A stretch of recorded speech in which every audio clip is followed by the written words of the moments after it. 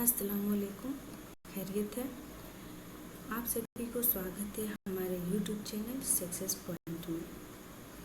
जैसे कि आपको बताया है कि यूनिट 1 जो हमारा फर्स्ट चैप्टर है बाल्य अवस्था में विकास के बारे में जो हम पढ़ चुके हैं, यूनिट 1 हमारा कंप्लीट हो गया है। यूनिट 2 चल रहा है।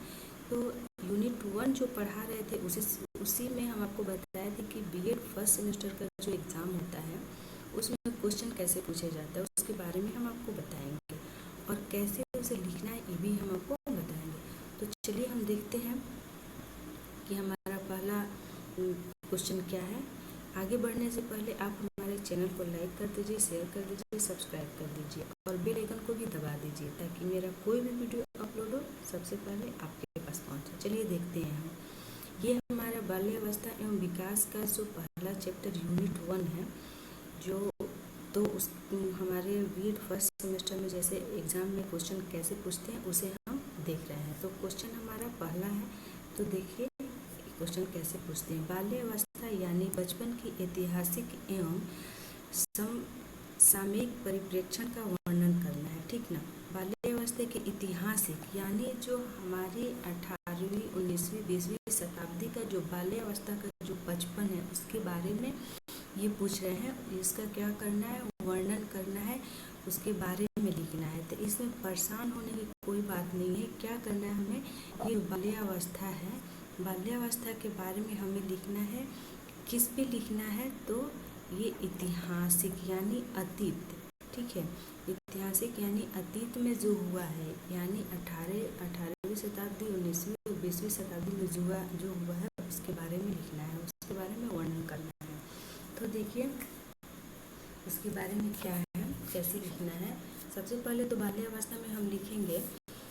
बाल्यावस्था में तो हम आपको बताए ही थे, बाल्यावस्था वास्तव में मानव जीवन का एक क्या है, स्वर्णिम समय है, जिसमें इसका स्वर्णिम विकास होता है। किसका विकास होता है, बालक का विकास होता है। ये हमारे मनोवैज्ञानिक फ्रायड है, उन्होंने बालक का विकास 5 वर्ष के आयु तक ही बताया है, ठीक ना। लेकिन बाल्यावस्था में विकास की यह संपूर्णता गति प्राप्त करती है और एक परिपक्व व्यक्ति के निर्माण की ओर अग्रसर होता है। जब बच्चा जन्म लेता है तो धीरे धीरे शैशवावस्था से बाल्यावस्था, किशोरावस्था, फिर प्रौढ़ावस्था में जाता है, तो क्या होता है, एक परिपक्व व्यक्ति का वो क्या होता है, निर्माण करता है, यानी अग्रसर होता है, ठीक ना। अब बाल्यावस्था के बाद जो शैशवावस्था का आरंभ होता है, उनमें क्या क्या उनका व्यक्ति का जो निर्माण होता है कैसे होता है, बालक में के इस अवस्था में क्या क्या आते हैं। जब शैशवावस्था के बाद जो बाल्यावस्था है उसमें क्या क्या आते हैं, देखिए आदत आती है, व्यवहार, रुचि, इच्छाओं में प्रतिरूपों का निर्माण होता है, ठीक ना। उसके बाद जो शैक्षिक दृष्टि के जीवन चक्र में बाल्यावस्था से अधिक कोई महत्वपूर्ण अवस्था नहीं है। जो शिक्षक इस अवस्था के बालकों को शिक्षा देते हैं, उन्हें बालकों का उनके आधारभूत आवश्यकताओं की, उनकी समस्याओं एवं उनकी परिस्थितियों की पूर्ण जानकारी होनी चाहिए, ठीक ना। किसको, एक शैक्षिक दृष्टिकोण के जीवन चक्र बाल्यावस्था में। अब देखिए एक हमारे मनोवैज्ञानिक है गोस्वामी, इन्होंने भी इनके बारे में बाल्यावस्था के बारे में उन्होंने बताया है। 6 वर्ष की आयु में बालक क्या होते हैं, स्वाभाविक होते हैं, उग्र यानी खुले मन के होते हैं। वो किसी भी बात को क्या करते हैं, ना या हाँ में जवाब देते हैं। 7 वर्ष के बच्चे क्या होते हैं, 7 से 8 साल के बच्चे होते हैं, वो एक समय क्या होते हैं, उदास रहते हैं। 8 साल के आयु वाले जो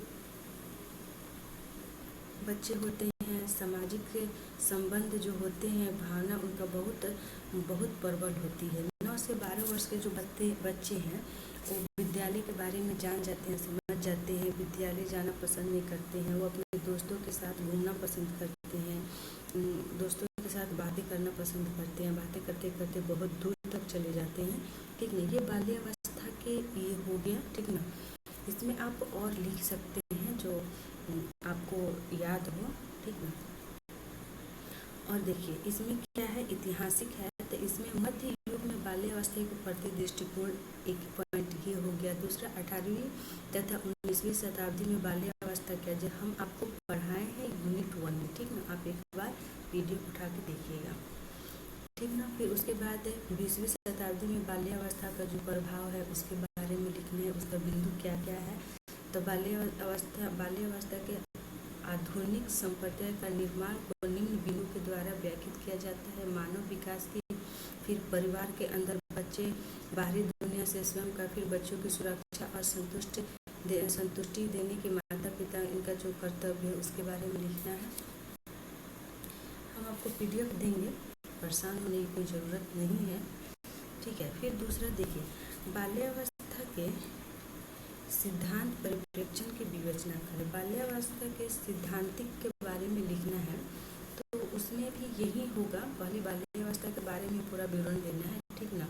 उसके बाद बच्चों की अवस्था माता पिता के लिए समस्या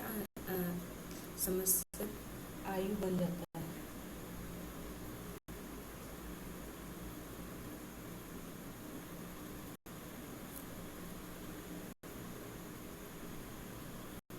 हमारा तीसरा क्या है, बाल्यावस्था की विशेषताओं का वर्णन करना है, ठीक ना। बाल्यावस्था की विशेषताओं का वर्णन करना है, इसमें पूरा बाल्यावस्था के बारे में आपको बताना है। तो इस बाल्यावस्था की मुख्य विशेषताएं क्या है, शारीरिक व मानसिक।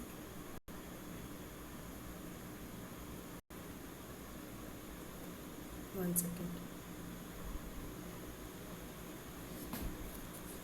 बाल्यावस्था की विशेषताओं का वर्णन करना है, किसका पहले तो बाल्यावस्था के बारे में लिखना है, ठीक ना। उसके बाद उसकी विशेषताओं का वर्णन करना है। तो उसका विशेषता क्या है, पहला तो हो जाएगा कि शारीरिक व मानसिक स्थिति, दूसरा हो जाएगा मानसिक योग्यताओं में वृद्धि, जिज्ञासा की प्रबलता, वास्तविक जगत से संबंध में, रचनात्मक कार्य में आनंद, सामाजिक गुणों का विकास, नैतिक गुणों का विकास, ये सब हमारी विशेषताएं हो जाएगी। अब देखिए, इसमें बता रहा है बाल्यावस्था में शिक्षा का स्वरूप या प्रकृति का वर्णन करें। बाल्यावस्था में शिक्षा का स्वरूप और प्रकृति का वर्णन करें। तो सबसे पहले हमें क्या करना पड़ेगा, बाल्यावस्था के बारे में कुछ लिखने के बाद हमें लिखना है कि निम्नलिखित बातों को ध्यान में रखते हुए लिखना है कि भाषा के ज्ञान पर बल, पहला पॉइंट हो गया। दूसरा हो गया उपयुक्त विषयों का चुनाव, तीसरा हो गया रोचक विषय सामग्री, चौथा हो जाएगा पाठ्य विषय व शिक्षण विधि में परिवर्तन, पांचवा हो जाएगा जिज्ञासा की संतुष्टि। हम PDF आपको दे देंगे, बट अगर आप चाहते हैं कि हम आपको लिखवा दें तो हम आपको लिखवा भी सकते हैं। उसके बाद होगा सामूहिक प्रवृत्ति का तुष्टि। ये हमारा 4 क्वेश्चन हो गया। चलिए एक और क्वेश्चन हम देख लेते हैं, छठा क्वेश्चन बाद में देखेंगे हम। विभिन्न सामाजिक, आर्थिक, राजनीतिक और सांस्कृतिक के परिप्रेक्ष्य में बाल्यावस्था का वर्णन। विभिन्न सामाजिक, आर्थिक, राजनीतिक और सांस्कृतिक में, ठीक ना। तो हमें सबसे पहले बाल्यावस्था के बारे में वर्णन कर लेना है कि बाल्यावस्था क्या है। उसके बाद हमें लिखना है, देखिए क्या लिखना है। भारत विविधताओं का देश है, विभिन्न प्रकार के सामाजिक, आर्थिक और सांस्कृतिक परिप्रेक्ष्यों से भारत संपृक्त है। विभिन्न समाजों के आधार पर विचार भिन्न होते हैं, व्यवहार संबंधी नियम अलग होते हैं, स्वीकृत अस्वीकृति के मापदंडों में अंतर होता है। अलग अलग समाज अलग अलग प्रकार के लोकाचार, रीतियों, प्रथाओं, परंपराओं, कानूनों, धर्म और आचार का पालन करते हैं। अपने इन विशेषताओं के साथ अपने बालकों का पालन पोषण करते हैं, ठीक ना।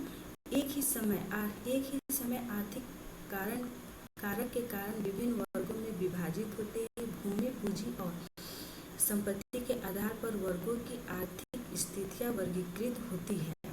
तो क्या है, उच्च आर्थिक समूह, मध्य आर्थिक समूह, निम्न आर्थिक समूह और निर्धन समूह। परिवार की आर्थिक स्थिति का बालक का विकास पर स्पष्ट प्रभाव पड़ता है। बालक का स्वास्थ्य, शिक्षा, सामाजिककरण आदि सभी पक्ष परिवार के आर्थिक स्थिति पर निर्भर होते हैं। अब हमें क्या लिखना है, ये तो हमारा ये हो गया हमारा सामाजिक, ठीक ना। और हमें दूसरा है क्या, आर्थिक। तो आर्थिक देखिए नगरीय और ग्रामीण क्षेत्रों के पलते बच्चे, जो हमारे गांव में जो बच्चे का पालन पोषण होता है उसके बारे में लिखना है। नगरीय और ग्रामीण दोनों ही क्षेत्रों में बालकों के लिए खतरनाक स्थितियां और चुनौतियां पाई जाती है। नगरीय और ग्रामीण दोनों ही क्षेत्रों में इनके निर्धन परिवार है, जहां बच्चों की मूलभूत आवश्यकताएं भी पूरी नहीं हो पाती है, पोषण, स्वास्थ्य, कल्याण, शिक्षा आदि। दूसरा क्या है, इसमें क्या हो जाएगा, नगरीय और ग्रामीण क्षेत्रों में पलते बच्चे में इसका क्षेत्र का नगरीय क्षेत्र की पहचान क्या है। देखिए, निम्न विशेषताओं के कारण किसी क्षेत्र की नगरीय क्षेत्र की पहचान, नगरीय क्षेत्र की पहचान आप देख लीजिए क्या है इसका। पहला है प्रशासनिक कसौटी, राजनीतिक प्रक्रिया, जनसंख्या, फिर से हो गया आर्थिक, फिर पांचवा हो गया विशिष्ट नगरीय लक्षण। अब पॉइंट नंबर आप दे के लिखिएगा, कुपोषण, स्वास्थ्य सेवा, शिक्षा, सड़क दुर्घटना, ये किस में आ जाएगा, ये नागरिक और ग्रामीण क्षेत्र में पलते बालकों की कठिनाइयों और समस्याओं को निम्नवत प्रस्तुत किया जा सकता है। ये अभी चल रहा है। और फिर से हो जाएगा हिंसा, पड़ोस, नगरीय मलिन बस्तियों में रहने वाले बच्चे। ये तो इतना हो गया। अभी इसमें और है, हम आपको पीडीएफ दे देंगे, तो आज हम यहीं तक रहने देते हैं। आगे हम पढ़ेंगे यूनिट 1 में ही जो 6 नंबर क्वेश्चन है, बालक के विकास में घर, विद्यालय तथा समूह के योगदानों का वर्णन करें। इसके बारे में हम आपको अगले वीडियो में बताएंगे, ठीक ना। अभी इसका पीडीएफ हम आपको दे देंगे और आप इसे अच्छे से याद कर लीजिएगा। जैसे कि आप लोग जानते हैं कि बीएड फर्स्ट सेमेस्टर में यूनिट 1 जो हमारा बाल्य अवस्था में विकास है, या समकालीन भारत है, या फिर लिंग जेंडर का जो हमारा बुक है ऐसे, या फिर अधिगम है, इस समय से क्या होता है, हमारे 10 क्वेश्चन आते हैं, 10 में से 5 ही हमें लिखना रहता है, ठीक ना। तो 5 हमें लिखना रहता है, तो उसी के बारे में हम आपको बता रहे हैं क्वेश्चन कैसे आते हैं। बहुत सारे बच्चे क्या होते हैं ना, घबरा जाते हैं कि इसका पहले किसका जवाब दे, कैसे सजा के लिखें। तो चलिए मिलते हैं हम आपको अगले वीडियो में।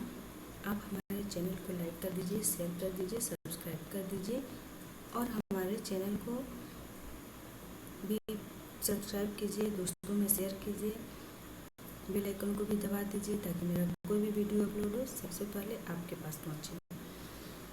मिलते हैं हम अगले वीडियो में। Thank you watching for my this video. Allah.